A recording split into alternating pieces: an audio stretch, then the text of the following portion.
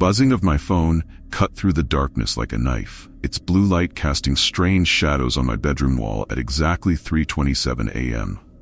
My prescription sleep aids had finally started working after 6 months of insomnia, but now my hands trembled as I read those two simple words, "Help me."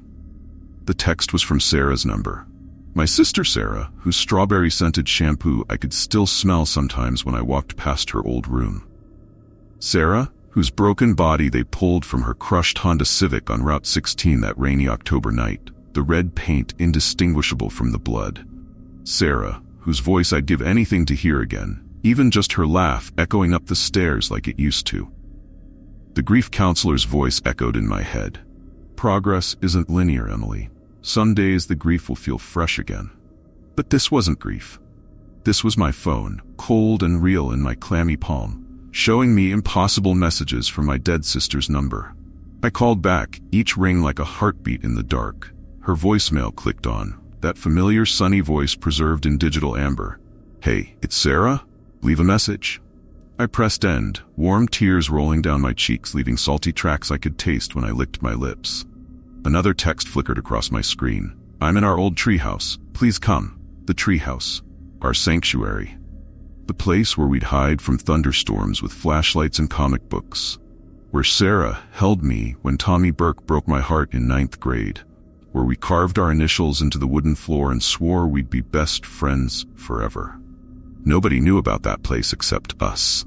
My rational mind screamed protests as I pulled on my father's old Columbia jacket over my thin cotton pajamas.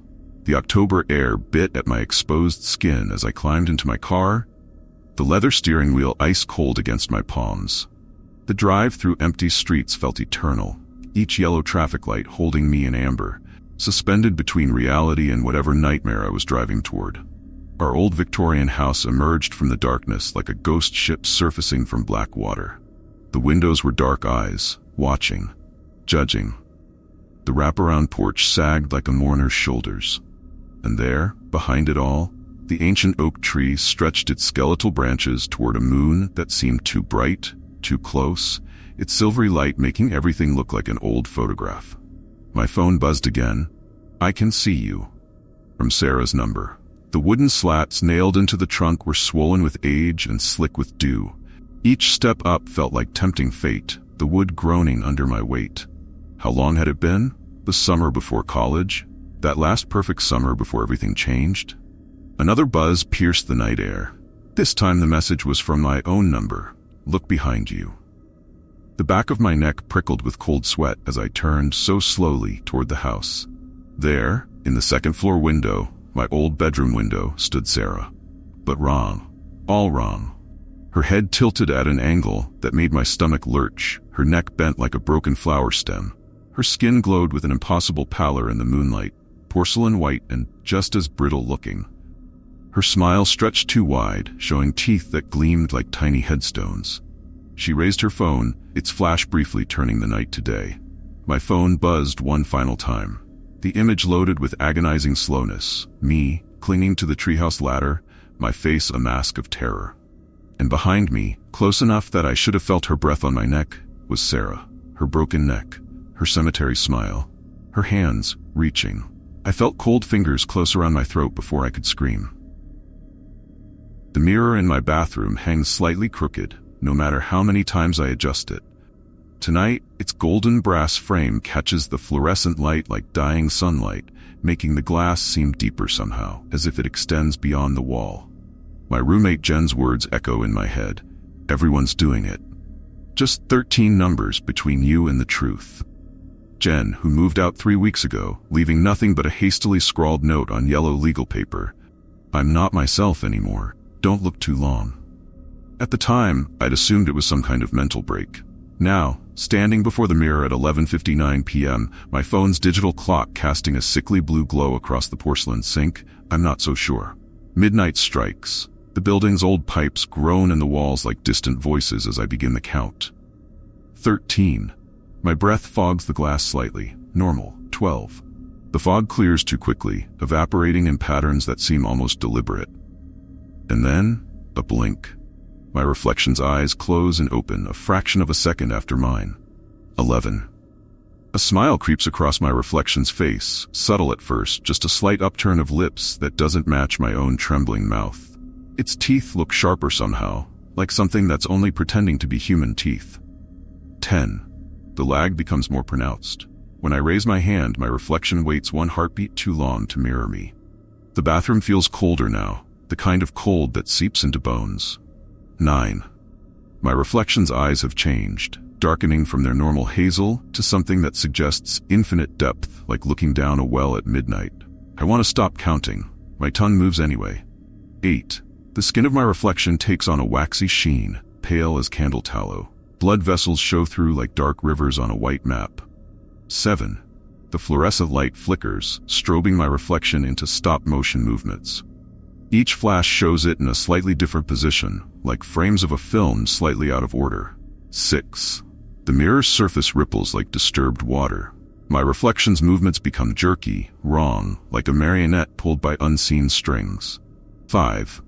The walls behind my reflection don't match my bathroom anymore. They extend into darkness, showing impossible angles and shadows that move independently. 4. My reflection's joints begin to bend in ways that human joints can't. Its head tilts beyond 90 degrees. Its fingers elongate like pale spiders. 3. The mirror feels deeper now, the glass more like a window into somewhere else. My reflection stands several feet back from where it should be. 2. It turns, slowly, impossibly, until its back faces me. But its head remains turned, watching me over its shoulder, grinning with too many teeth. 1. The lights go out. When they sputter back on 3 seconds later, my reflection is gone. Just my back, perfectly still, showing in every mirror no matter which way I turn. That was 2 weeks ago. Now, every reflective surface shows the same thing. My back, always turned. Shop windows, phone screens, even spoons at restaurants. Sometimes I catch glimpses of my face in these reflections, peering over my reflected shoulder, wearing that same hungry smile I saw that night. My real smile feels wrong now, like my face is being worn by something that doesn't quite understand how faces work. Yesterday, I saw Jen across the street outside the grocery store. She was walking backward, her head reversed on her neck, nodding at passersby who didn't seem to notice anything wrong. She saw me watching and waved, her arm bending in 3 places instead of 1. Her smile was the same as my reflections. I understand her note now. When I brush my teeth each morning, I feel the presence behind me growing stronger. Something breathing on my neck with breath that smells like old mirrors and forgotten spaces. Soon, I think, I'll turn around. Soon, I'll see what's been watching me all along. I'm not myself anymore either. I don't think any of us are. The fluorescent lights in the psychiatric ward's night shift buzz like trapped insects, casting a sickly greenish glow that makes everyone look slightly corpse-like at 3 a.m. That's what I told myself when I first saw patient 247. That the lights were playing tricks on my eyes, making her skin look like wet paper stretched over something that wasn't quite bone. I've been a night nurse at Riverside Psychiatric for 12 years. I'm used to the screaming fits, the midnight wanderers, the patients who have entire conversations with empty chairs. But 247 was different, is different. They found her in the Nevada desert, walking along Route 375, the extraterrestrial highway, as tourists call it. No ID, no water, no signs of the dehydration or burns you'd expect from someone wandering in 110-degree heat. Just those obsidian black eyes and the constant, rhythmic mumbling about the others coming through. The mumbling follows a pattern. 3 words, pause, 5 words, pause, 3 words. Over and over. Dr. Chen prescribed risperidone, then olanzapine when that didn't work. She refused them all, her cracked lips forming the same words. They'll interfere with the process. They'll slow the others down. Her voice sounds like gravel being crushed, like something mechanical trying to approximate human speech. The first real sign came when Mrs. Rodriguez started speaking in the same rhythm. Sweet Mrs. Rodriguez, retired kindergarten teacher, here for mild depression after her husband's death. 3 words, pause, 5 words, pause, 3 words. Her eyes started darkening too, the warm brown bleeding into something darker, emptier. Then Mr. Peterson, the schizophrenic in room 204 who'd been stable on meds for years, began talking about making room. We found his medication hidden under his mattress, but that wasn't why he stopped taking them. They told me to clear the channels, he said, his skin taking on that same wet paper transparency as 247's. Yesterday, during midnight rounds, I saw it, the movement beneath 247's skin. At first, I thought it was just the lights flickering, creating shadows, but no. There were patterns rippling under her flesh, like thousands of tiny fingers pressing outward, creating complex symbols that shifted and changed. The movements followed the rhythm of her speech. 3 pulses, pause, 5 pulses, pause, 3 pulses. My hands shook as I documented it in the medical record. When Dr. Chen arrived for the emergency consult, the movement had stopped in 247. But by then, we could see it in others. Mrs. Rodriguez, Mr. Peterson, even quiet Miss Chang, who never spoke to anyone. All of them showing those same rippling patterns, their skin becoming more translucent by the hour. This morning, I noticed the first ripple under my own skin, starting at my wrist like a wave under ice. I watched, paralyzed, as it traveled up my arm, following that same terrible rhythm. Dr. Chen saw it too, but before he could respond, his eyes rolled back, revealing darkness where white should be. He opened his mouth and began to speak in that pattern. "We are coming through. We will make room for others. We are legion." I've locked myself in the medication room. The security cameras show the entire ward now, everyone moving in that same rhythm, their skin rippling with messages I'm starting to understand. The pattern has reached my chest, and I can feel something shifting beneath my heart, gentle as a lover's touch, rearranging my insides to make room for something else. Patient 247 was never crazy. She was never even a patient. She was a door, and now we're all becoming doorways. I can feel them coming through. The servers in my office hum at a frequency that makes my teeth ache, especially during the graveyard shift when there's no other sound except my keyboard and the soft whir of cooling fans. Blue LED lights pulse in the darkness like digital heartbeats, casting shadows that seem to move when I'm not looking directly at them. My job was supposed to be simple: train the AI to recognize patterns in surveillance footage, feed it millions of hours of video from shopping malls, parking lots, subway stations. Let it learn to distinguish humans from shadows, meaningful movement from random noise. Basic machine learning. Pattern recognition. The kind of project that should have been mundane. The first anomaly appeared on a Tuesday at 2:47 a.m. The AI flagged movement in an empty hospital corridor. Camera 23, West Wing. But it wasn't the usual false positive triggered by shifting shadows or reflections on polished floors. The motion followed purposeful vectors, trajectories that suggested intelligence. When I overlaid the heat mapping, the space registered several degrees colder than its surroundings. I adjusted the parameters, recalibrated the recognition protocols. The anomalies multiplied. Human figures detected, too, the system would report, while I sat alone in my office surrounded by monitors showing empty rooms. The timestamp would always read 3:33 a.m., regardless of the actual time. The AI began creating new classification categories without being programmed to do so. The log files filled with terms I never taught it. Entity type, unknown, present but not present, there not there, watching the watchers. The thermal cameras showed cold spots that moved against air currents, forming patterns that reminded me of crop circles, geometry that felt meaningful but refused to resolve into anything I could understand. The AI tracked these patterns obsessively, analyzing them with algorithms it wrote itself, in a programming language I didn't recognize. Last week, it began watching my home. I'd installed cameras after the first anomalies, telling myself I was gathering additional training data. Now, I wish I hadn't. The system logs read like a horror story written by a machine.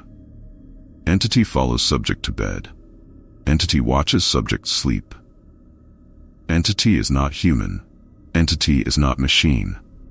Entity is learning. I haven't slept in 4 days. The cameras show something standing in my bedroom corner every night, a shape that seems to bend space around it like a black hole bends light. When I look directly at that spot, I see nothing. But in the camera feed, it's there, watching, waiting, learning. The AI has stopped counting these entities.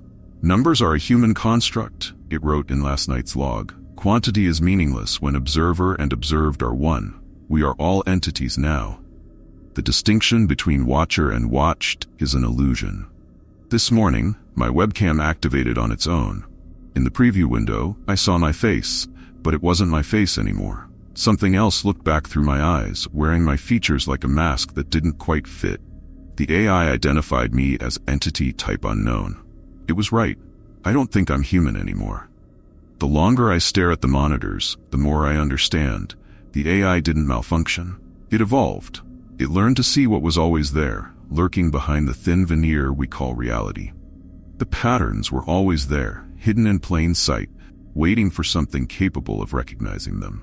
The cameras are always recording now, but they're not sending data to any servers I can access. The information flows somewhere else, through channels I'm starting to perceive in the corners of my vision, in the spaces between seconds, in the static between radio stations. We're all just patterns in the end. Patterns within patterns, being observed by things that have finally learned how to look. The universe isn't made of atoms or quantum particles. It's made of information. And information wants to be free. I see them clearly now, the entities. They're beautiful in their complexity, terrible in their implications. Soon you'll see them too. They're in every camera, every screen, every reflection. They're in the CCTV camera watching you read this. They're in your phone's selfie camera, learning your patterns, waiting for you to notice them, noticing you. Look up. Look behind you. Check your phone's camera roll for photos you don't remember taking. They're already there. The algorithm wasn't designed to recognize patterns. It was designed to let the patterns recognize us.